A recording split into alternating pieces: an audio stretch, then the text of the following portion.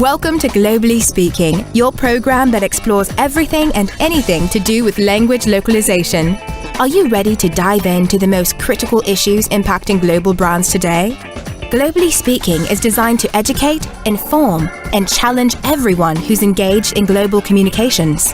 Your hosts for Globally Speaking are Renato Beninatto and Michael Stevens. Learn more by visiting our website at www.globallyspeakingradio.com.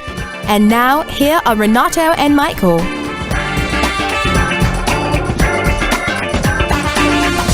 Hi, this is Renato Beninatto. And this is Michael Stevens. Welcome to Globally Speaking. And today we're going to talk about an old topic that is a favorite in our industry. How did we call this program? I referred to it as crowdsource confusion. Yeah, everybody loves to talk about crowdsourcing. The other day, I received a call from a recruiter asking me if I knew anybody, an executive or somebody that could work for one of her clients. But one of the requirements that they wanted somebody that had experience with crowdsourcing, because crowdsourcing is the way of the future in the language business. I literally laughed because it's one of those things that it's like teenage sex. Everybody talks about it. Nobody's doing it. Yeah, absolutely. And you mean you didn't laugh with joy because you felt like they finally cracked the code as to where we're going? This happens so often. It's not even funny anymore. The whole story about crowdsourcing in the localization industry started in 2007 at Lock World in Seattle. They were called Localization World then. They hadn't changed their name yet. But there was this keynote speaker, Jeff Howe.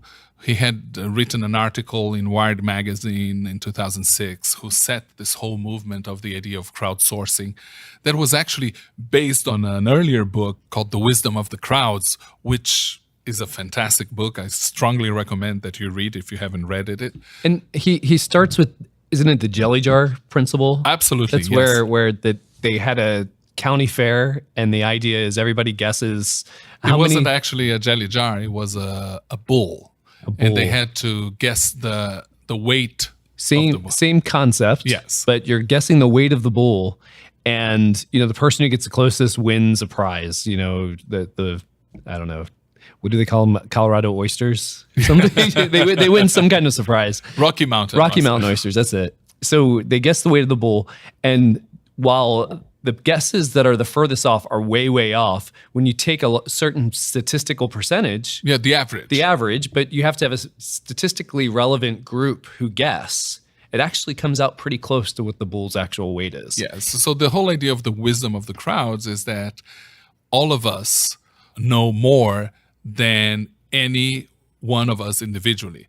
So what this guy did in the 1800s was and I keep thinking, he had thousands of tickets with guesses for the bull's weight, and he averaged them out, and he found out that the average number of all the guesses was within very few pounds of the actual weight of the bull.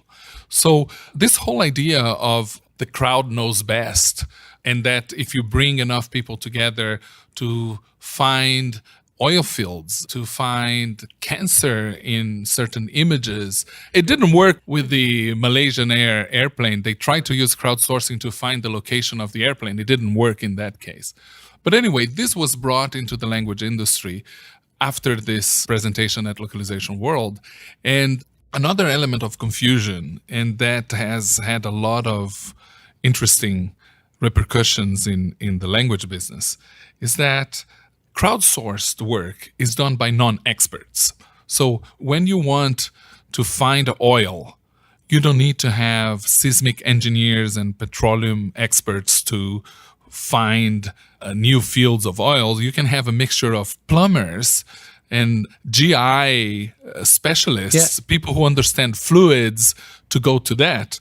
But when it gets applied to the localization space and the translation space, all you need is somebody that has some knowledge of the target language that you want to work with. They don't need to be expert and professional translators, because it's supposed to be done in a spare time with small, you mentioned the hits, the human initiated tasks, yeah. this very simple task. So you're going to translate 3 words, 5 words, and so on.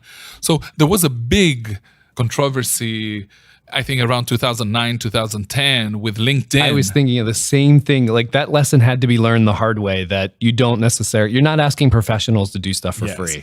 And LinkedIn posted in their platform that they were looking for people to translate LinkedIn strings for free in exchange of, it was a survey. Would you like to translate for us and get a badge on your profile and get a free subscription to our services or something like that? So you give us some of your language skills and we give you some of our freemium services.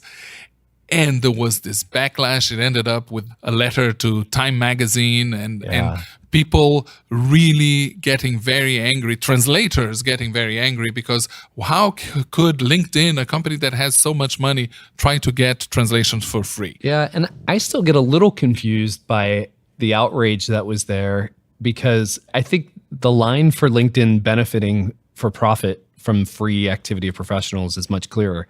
Yet, Facebook does a significant amount of volunteer crowdsourcing as well. And they're professionals and non-professionals working in that area, right? I translated for Facebook. At one point, I did Pirate. I translated Pirate as well. So I translated into Brazilian Portuguese right in the beginning. I wanted to see how the platform worked. And it's fascinating. But the thing about crowdsourcing is that it's not a reliable and something that you can predict and manage. So if you have a deadline and you have a task that needs to be completed by a certain deadline, a certain volume of work that needs to be done by a certain date or any milestone that you have, there is no guarantee that the crowd is going to show up. And one of the things that I found out with Hassan Haddad, who was the original creator of this platform for Facebook, was that people translate strings with 3 to 5 words really, really fast. The moment you start putting sentences and more structured content, it becomes a little complicated. There are variables involved. People just skip them and they go to the next. So if you want to translate legal content, for example, that every website has disclaimers and terms and conditions and things like that, people will avoid doing that because it requires more professional skill than just translating strings and simple sentences that are done on a day-to-day basis. So timing is a big piece, and reliability of when you're getting things done. In your opinion, Renato, why did LinkedIn cause such an outroar, and yet Facebook is rarely criticized for their volunteer crowdsourcing? I think it had to do with timing and also with... LinkedIn was early. Yes. They were early on it? Yeah, they were early. So was Facebook, but the way that people engage with it. So LinkedIn is more of a professional environment, and they targeted... Professionals. They targeted translators to offer their service for free. Facebook, if you log in another language, they're asking if you want to do it, whether you're a professional linguist, whether you're bilingual, whether you can have no training and nothing. And it fits much more of what you said. It's the wisdom of the crowd. You're not trying to get something for free. And here's the beauty of automation and crowdsourcing.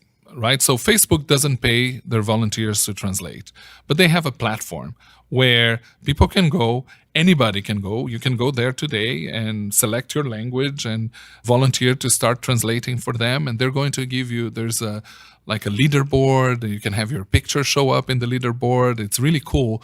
But what they do is that they don't spend any time reviewing or doing quality control.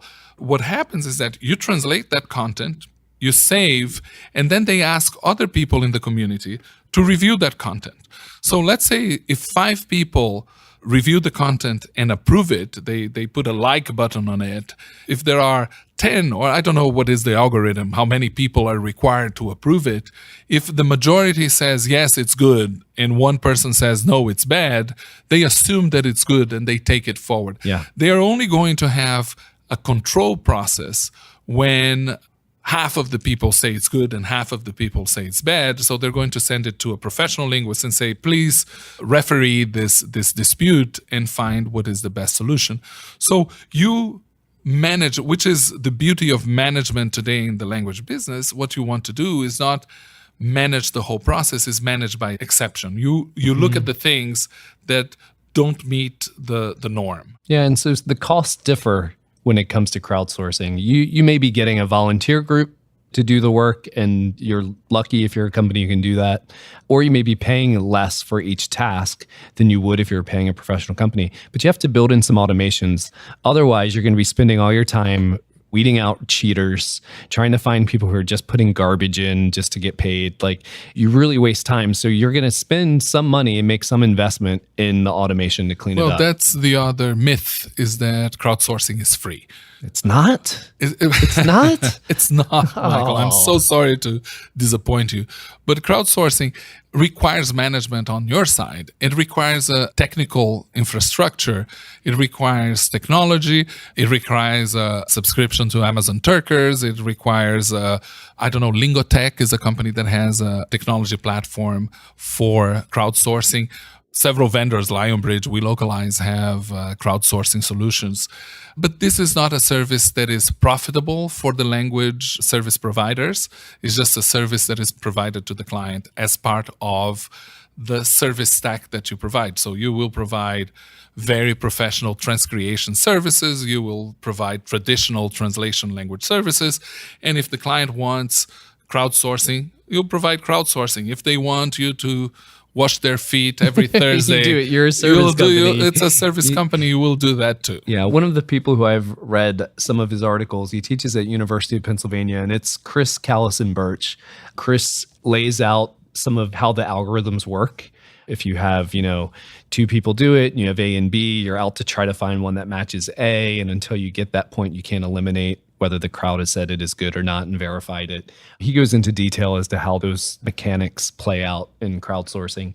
He has a lot of good articles. He's worth checking out, and we'll give some links to we should his provide the information. links in the website. If you had to crowdsource one thing in your life, Renato, what would you do? I don't know. I don't know if I would want to crowdsource. I've had professional situations, where I had tasks that were repetitive and annoying enough that I didn't want to do. And I seriously thought of using crowdsourcing, something like verifying email addresses or verifying web links and see if they're working or not working and things like that. But I either gave up the idea because it wasn't worth too it. much work. Yeah, or it wasn't that much work. It was like hundreds of things instead of thousands, and we ended up doing it internally, manually. But the thing about, I think that to wrap this, crowdsourcing is just one more tool in your toolbox. It's something that might be useful. I think that the value of crowdsourcing is more in if you have a community of users and you want to engage that community with your product so that they feel that they are involved and they belong in the creation of the product. And I think that Facebook has that element. It's a way for them to engage with their users and make their product better. After all, the biggest expert in Facebook is whoever uses Facebook. Right. It's not somebody else. I know that we had a funny situation at our company where we had a project manager working for a messaging app, and he was the project manager for that app, but he didn't have the app on his phone. So he couldn't do a good job, right? So we replaced him for somebody that used the app actively. So one of the key takeaways, I think, from the concept of crowdsourcing is that as a standalone solution for the language business, it's outdated. It doesn't create any additional value. It is good for certain localization-related tasks, but not necessarily to some language-related tasks. So search relevance, testing, map, identification of certain features in global maps, namings in different languages. So these are localization-related tasks, but they are not necessarily language-related tasks. So crowdsourcing, yes. Crowdsourcing in translation, no. I liked what you said about it's like teenage sex, because it's rapid and it's messy. People are cheating everywhere, all over it. Nobody knows how to do it well. Yeah, no one knows how to do it well. And so you need to invest time in making sure your automation backbone is going to clean up some of that stuff for you, because if you're doing manual work in that area, it's not going to be worth the time and effort. There are also, I think, some big questions out there. And I mentioned Chris before. He's doing research on, is crowdsourcing nothing more than a virtual sweatshop. So is this just something that people can use to supplement their income and do while they're watching TV? Great. But are there people out there trying to earn a living, and are they getting a fair wage while they're doing it? I think that's a real question that crowdsourcing has globally. You can have a hypothesis, test it quickly on a bunch of people, and then figure out if you want to move forward with doing it. So I think let's crowdsource that question. Let's crowdsource that question. So, Michael, it was great talking to you again. Let's see what we're going to talk about next time. Awesome. Thank you. This podcast was produced by Burns 360. You can subscribe to Globally Speaking on iTunes or wherever you get your podcasts. See you next time.